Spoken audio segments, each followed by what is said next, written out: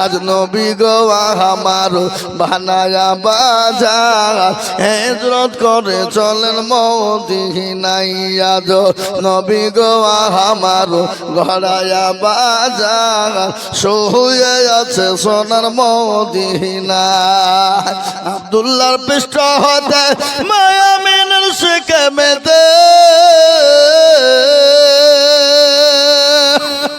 জন্ম নিলেন নবী মক্কাতে আজ নবী গো আমার গড়ায়া বাজার শুয়ে আছে সোনার মদিনায় আজ নবী গো আমার বানায়া বাজার শুয়ে আছে সোনার মদিনায় নবী বলে হযরত আলী আছে বিছানা খালি নবী বলে হযরত আলী আছে বিছানা খালি আমার বিছানায় শুয়ে যাও আজ নবী গো আমার গড়ায়া বাজার শুয়ে আছে সোনার মদিনায় আজ নবী গো আমার বানায়া বাজার হিজরত করে চলেন মদিনায় এ নবীর নামে দরুদ পড়িলে এ নবীর নামে দরুদ পড়িলে হাবিয়া দুজক নিভে যায় আজ নবী গো আমার গড়ায়া বাজার শুয়ে আছে সোনার মদিনায় আজ নবী গো আমার বানায়া বাজার শুয়ে আছে সোনার মদিনায় এ মুসলমান দরদি বিশ্ব নবী মক্কা ছেড়ে মদিনার পথে যখন চলে যাবে কাফের বেঈমানেরা আমার নবীকে যেতে দেবে না ঘিরে নিয়ে দাঁড়িয়ে আছে রাসূলুল্লাহ আল্লাহর কাছে সিজদায় পড়ে গিয়ে বলেন আল্লাহ ও মাবুদ তুমি বললে মক্কা ছেড়ে মদিনার পথে যেতে হবে কিন্তু কাফের বেঈমানরা তোমাকে ঘেরাও করে নিয়েছে গো আল্লাহ আমি কি করে মক্কা ছেড়ে মদিনায় যাব আল্লাহ আল্লাহ বলেন নবী আপনি কোনো টেনশন করবেন না আমি আপনাকে বলে দিই আপনি এক মুঠো বালি তরুণ বালি বুঝেন না বালি তুলে তাশহাদ পড়ে কাফেরদের মাথাতে ছিটিয়ে দিবেন আর তাদের চোখ দুটো বন্ধ হয়ে যায় আর তাদের হাতের পাজর দিয়ে আপনি চলে যাবেন গো নবী কিন্তু রাসূল আপনি বালিটা নিক্ষেপ করে দিবেন আর আমি আল্লাহ কাফেরদের চোখ দুটো বন্ধ করে দেব আল্লাহ কোরআনে বলেন আল্লাহ নিজেই বললেন ওয়ামা রামাইতা ইয রামাইতা ওয়ালাকিন আল্লাহ রামা নবী গো আপনি বালিটা নিক্ষেপ করার মালিক আপনি আর আমি আল্লাহ কাফেরদের চোখ দুটো বন্ধ করে দেওয়ার মালিক আমি ওগো নবী আপনি কোনো টেনশন করবেন না আপনি চলে যান পেয়ারা নবী দয়া নবী মায়ার নবী এক মুঠো বালি তুলে কাফেরদের মাথায় ছিটিয়ে দিল চোখগুলো যখন বন্ধ হয়ে গেল আল্লাহর নবী আবু বকরের কাছে গিয়ে বললেন আবু বকর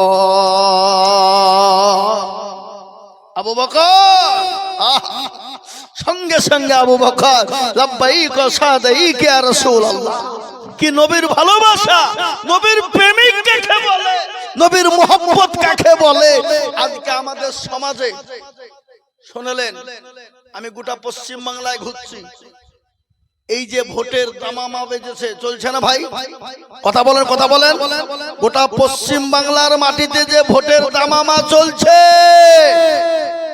কোন জেলাতে মুর্শিদাবাদের মতন এত তোলপাড় এত বাবজি তোলপাড় কোন জেলায় না ওরে আল্লাহ গোটা পশ্চিম বাংলার লোক একদিকে আর মুর্শিদাবাদের লোকরা মনে করছি আমরাই মনে হয় রাজনীতি করি আর কেউ করে না আল্লাহ যে ডাকছে যে নেতা ডাকছে একবারে এরকম করে লাঠি হাতে নিয়ে ঘাড়ে নিয়ে মনে হচ্ছে ওই নেতা মনে হয় কালকে মুখ্যমন্ত্রীর পাশে যেয়ে বসবে এমন পরিস্থিতি চলছে এ বাপ আজকে জাতি এরকম করে যদি কোরআনের পিছনে ছুটতো, এই জাতি যদি আজকে মসজিদের পিছনে ছুটতো, এই জাতি যদি ইসলামের পিছনে এরকম ছুটতো, এই জাতির কোনোদিন দুর্দিন হতো না, হতো না, হতো না, হতো।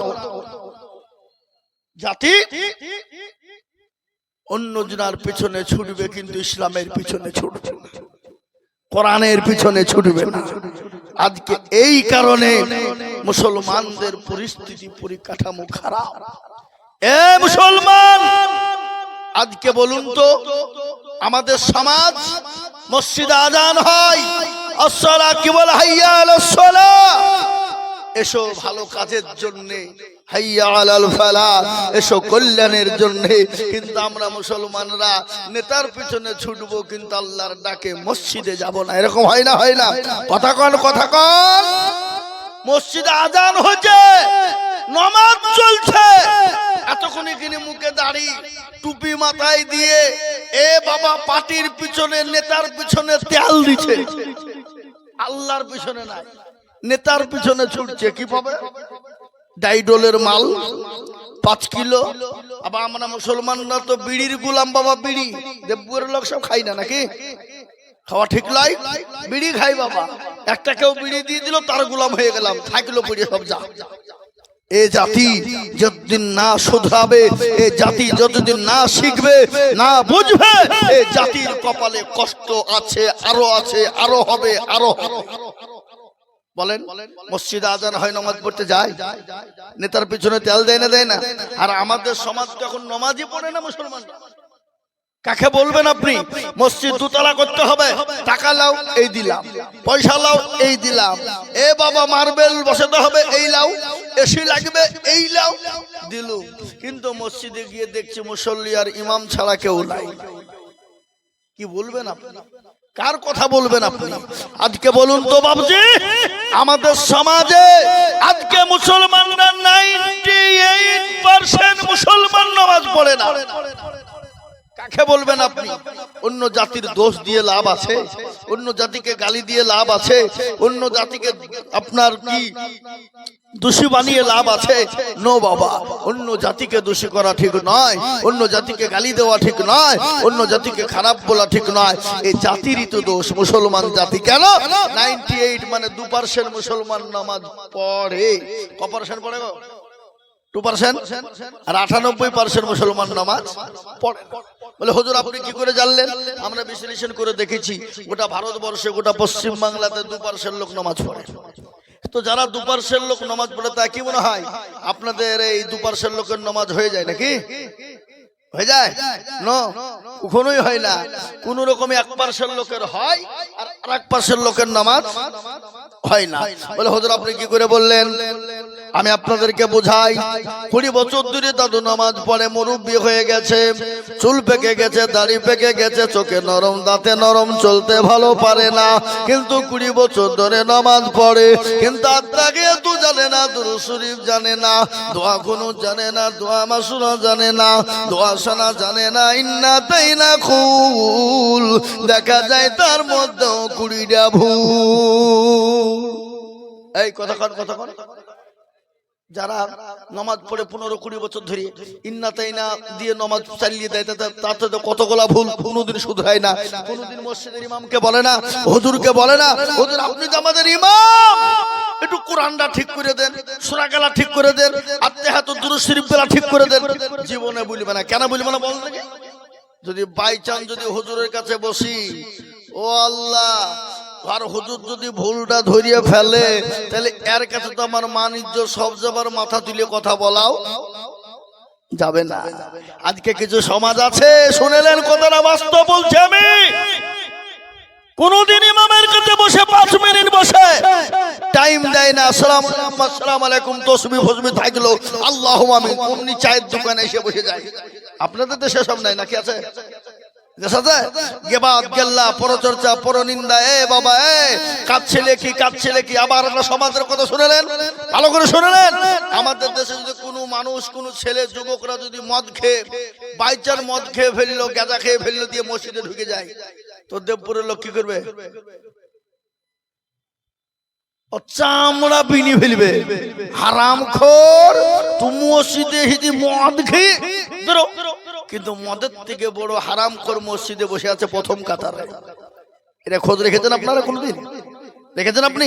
ওই আজকে মদ খেলো, আজকে গুনাহ হলো, কিন্তু তার থেকে বড় হারাম করজু ডেলি 24 ঘন্টা হারাম খাই, সে গিয়ে মসজিদের প্রথম কাতারের বাপদিন দাঁড়িয়ে যায়। বুঝতে পেরেছেন কথাটা কি বললাম? আমি ভাঙিয়ে বলবো না, বুঝে নিতে হবে আপনাদেরকে। প্রথম কাতারে, কিন্তু তাকে কেউ বের করবে না মসজিদ থেকে। কিন্তু মাল আছে, কি আছে? মাল আছে। ও হারাম হোক আর জায়েজ হোক আর না জায়েজ, যেমন তাই হোক, মাল থাকলেই হইল। এই দক্ষিণ 24 পরগনা ডায়মন্ড হারবার আমি আজকে জালসা করে এলাম, এমনি দিয়ে বাড়ি গেলাম 3:30 সময়। বাড়িতে যে 2 ঘন্টা পরে এখানে আসছি। এ বাবা, দক্ষিণ 24 পরগনা ডায়মন্ড হারবারে একটা জালসায় আমি বসেছি বাবা, আমি বক্তা আর একজন সভাপতি আছে। এইসব মাল বসেছে একদম গাড্ডা গুডু, মুখে দাড়ি নাই, আপনার মুছ নাই, একবারে ভাগুন দিয়ে। আমরা ভাগুন দিয়ে বললাম, আপনারা কি বলে জানিনি, কি বললেন? ও মাল একেবারে মাইকে বুঝে বুঝে দেখেন, আমাকে সবাই মিলে সভাপতি করে ফেললো। আমি একজন আপনাদের কাছে গর্ভবতী, সবাই মিলে ধরে ফিরে সভাপতি করে দিল, তার জন্য আমি আবারও গর্ভবতী। মৌলভী সাহেব যাই, আপনাকে কে সভাপতি করেছে?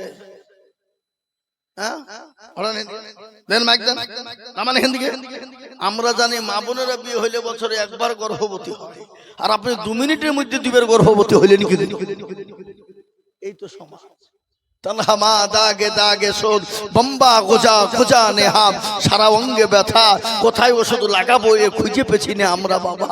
মনে যদি পচন ধরে খুঁজে গিরে পাওয়া যায়, আর মলমটা লাগাবো কোন জায়গায়? এ দেবপুরের মুসলমান, আপনারা জ্ঞানী গুণী মানুষ, আর আমাদের দেশের ইমাম সাহেব যারা আছে মসজিদের, এদের তোর কোনো কাজ নেই ভাব। 5 ওয়াক্ত নামাজ পড়ার, শরবত তুলে ভাত পেলে খেয়ে এমন 60 পাটে শোয়া, তাই তো নাকি? তাই তো নাকি? হ্যাঁ, কোনদিন মুসল্লিদেরকে বলে না, চাচা আমি তো আপনাদের ইমাম, আপনি মুসল্লি, একটু বসেন, কোরআনটা ঠিক করে দিই, নামাজটা ঠিক করে দিই। জীবনে বলবেন না। কেন বলবেন? হ্যাঁ, মৌলভী বলছে তোদের ভাগ্য ভালো, ওযু করিয়ে নামাজ পড়ায়। বেশি কায়দা করলে বিনা ওযুতে নামাজ চালিয়ে দিব, সালাতুন নামাজ হইলি বাকি, না হইলি বাকি। এই বেলডাঙ্গা থানা, আমি যখন বেলডাঙ্গা জুলিয়া মাদ্রাসায় পড়তাম, ঘটনা শোনেন আমি বলছি, এই এলাকার ঘটনা বলছি, আমি গ্রামের নাম বলবো না। মাদ্রাসাটা আগে কিন্তু মাদ্রাসার তালবিলিম দিয়ে কিন্তু মসজিদে নামাজ পড়ানো হতো, জানেন তো নাকি?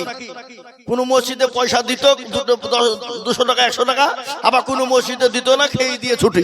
কি হইলেন? আগে ছিল মানে বেলডাঙ্গার লোক মাদ্রাসা তালবিলিমদেরকে দিয়ে নামাজ পড়িয়ে নিয়েছে, পয়সা দেয়নি।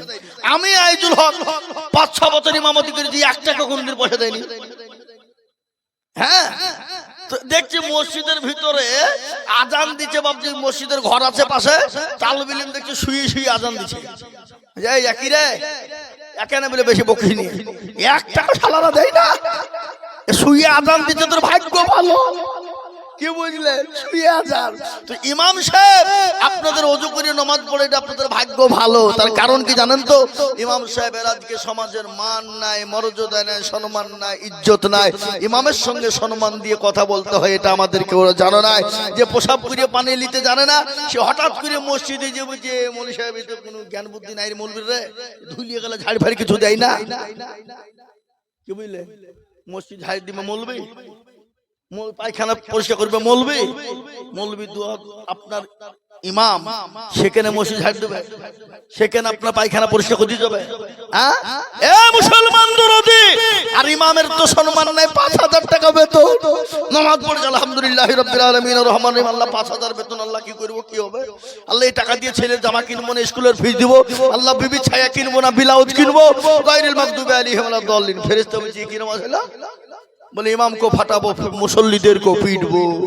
এ বাবা, মসজিদের ইমামের বেতন 5000, আর মসজিদের সেক্রেটারি কারা, সভাপতি কারা, ক্যাশিয়ার কারা, মসজিদের দরজা চিনে না যারা, সপ্তাহে একদিন মুরলি করতে যায়, কোটের পয়সা নিয়ে, মসজিদের পয়সা করে নিয়ে সোজা বাড়ি চলে যায়। এরকম হয় না? হয় না? জোরে বলুন। আবার এমনও মসজিদের সেক্রেটারি আছে, মসজিদের টাকা দিয়ে লটারি কাটে, লটারি, ভাগ্য পরীক্ষা। রুজির মালিক বাড়বে, বড় লোক কোটিপতি হবে, কিন্তু বাপ রুজির মালিককে জোরে বলুন কে? আল্লাহ যদি রুজি না দেয় তো আপনি যতই লটারি কেটে আপনি পাবেন? কথা বলেন। আল্লাহ কোরআনে বলেছেন রুজির মালিক আমি আল্লাহ, আমি যাকে রুজি দেব সে পাবে। তুমি হাজার চেষ্টা করলেও রুজি হবে না। তো সেক্রেটারি দোয়া করতে বলছে হুজুর একটু দোয়া করেন। বলে কেন গো, কিসের দোয়া? বলে হুজুর আমার বেটাটা যেন চাকরি পায়। বলে ঠিক আছে, জুম্মার দিন আল্লাহুম্মা রাব্বানা জালামনা আনফুসানা। আল্লাহ, সেক্রেটারি খুব ভালো মানুষ, আল্লাহ সেক্রেটারি বেটা বড় ভালো মানুষ, আল্লাহ তার চাকরি জানে হয় আর বেতনটা আমি মৌলবীর সমান জানে হয়ে যায়। আল্লাহুম্মা আমিন। সেক্রেটারি বলছে কি দোয়া হলো এটা? বলে কেন? মৌলবীর যদি ৫,০০০ টাকায় চলে বন্ধু, তো তোমার বেটা চলবে না কেন? নিজের বেলায় ১০ আনা আর মৌলবীর বেলায় ১ আনা। হ্যাঁ, কি সমাজ আপনি বলবেন? আজকে শুনে নেন, এই কোরআনের কথা বলছি আমি, এটা গল্প বলিনি। আল্লাহ কোরআনে, এই কোরআনকে দেখুন, লক্ষ্য করুন। মাস্টার, ডাক্তার, উকিল, জজ, ব্যারিস্টার, পয়সাওয়ালা, গাড়িওয়ালা, বাড়িওয়ালা, এমপি, এমএলএ, মন্ত্রী, মুখ্যমন্ত্রী, প্রধানমন্ত্রী, স্বরাষ্ট্রমন্ত্রী, রাষ্ট্রপতি, কারো কথা আল্লাহ এই কোরআনের ভিতরে বলেননি। আমরা মৌলবীরা ৫ বাড়ি খাওয়ার লোক। কবাড়ি খাওয়ার লোক? জোরে বলুন। ৫ বাড়ি। কেন? আমাদেরকে সিদ্ধ হলেও বলবে হ্যাঁ ভালো হয়েছে, না হলেও বলবো হয়েছে। কি বুঝেন আপনারা বলুন? কেউ যদি তরকারিতে ঝালে পিটিয়ে ফেলে, বলে হুজুর কেমন হয়েছে? বলে আলহামদুলিল্লাহ। কিন্তু মৌলবীর পাছা জ্বলিয়ে জ্বলিয়েছে, ওটা কোনো ব্যাপার নাই। আবার বাবা যদি বলে ঝাল হয়নি, তাও আলহামদুলিল্লাহ। কেন? যদি বাইচান বলে যে ভালো হয়নি, তো তারপরের দিন মৌলবীকে ভাত দিবে না। কি বুঝেন আপনারা বলুন? মৌলবীকে দিইনি, মৌলবী খাই দিয়ে দুর্নাম করে, নাম করে না, বলবেই। কিন্তু আমরা ৫ বাড়ি খাওয়ার লোক। কিন্তু আল্লাহ কোরআনে মৌলবীদের কথা আমাদের কথা দিয়ে বলে দিলেন, ইন্নামা ইয়াখশাল্লাহ মিন ইবাদিহিল উলামা। পৃথিবীর জমিনে আল্লাহকে কেউ যদি ভয় করে তারা হলো উলামা, উলামা, উলামা, আলেম, উলামা। এটা আল্লাহর কোরআনের কথা, আমি গল্প করিনি। আল্লাহ বলেন ইন্নামা ইয়াখশাল্লাহ মিন ইবাদিহিল উলামা। পৃথিবীতে যদি কেউ আল্লাহকে ভয় করে তারা হলো উলামা। এটা হলো কোরআনের কথা। নবীজি বললেন আল উলামা ওয়ারাসাতুল আম্বিয়া। আমি নবী চলে গেলাম, রাসূল চলে গেলাম, কিন্তু নাইবে রাসূল হিসেবে উলামাদেরকে রেখে গেলাম। খবরদার, উলামাদের সঙ্গে খারাপ ব্যবহার করবে না, আলেম ওলামার সঙ্গে খারাপ ব্যবহার করবে না। আমি আপনাদের কাজকে বলি, বাপ, সমাজে আলেম ওলামার মর্যাদা নেই। যারা ইসলামের ধারক, যারা বাহক, যারা ইসলামকে ধারক বাহক, যারা ইসলামের প্রচার আসার করে বেড়ায়, তাদের আজকে মর্যাদা নেই, সম্মান নাই, ইজ্জত নাই। আমি আপনাদের কাজকে বলে যাই, নেতার পেছনে নেতাকে তেল দিয়ে আমরা এক্ষুনি এই জায়গায় নেতা আসুক। মৌলবীর যতই বড় মৌলবী হোক, মৌলবীর সম্মান বাদ দিয়ে নেতাকে তেল দেওয়ার জন্য মুসলমান আগে ছুটবে। কি বলছেন আপনারা বলুন? হ্যাঁ, কাকে বলবেন আপনি? কানটা শুনবেন, কোনটা শুনবে? তাই আল্লাহর রাসূলকে বললেন আবু জেহেল,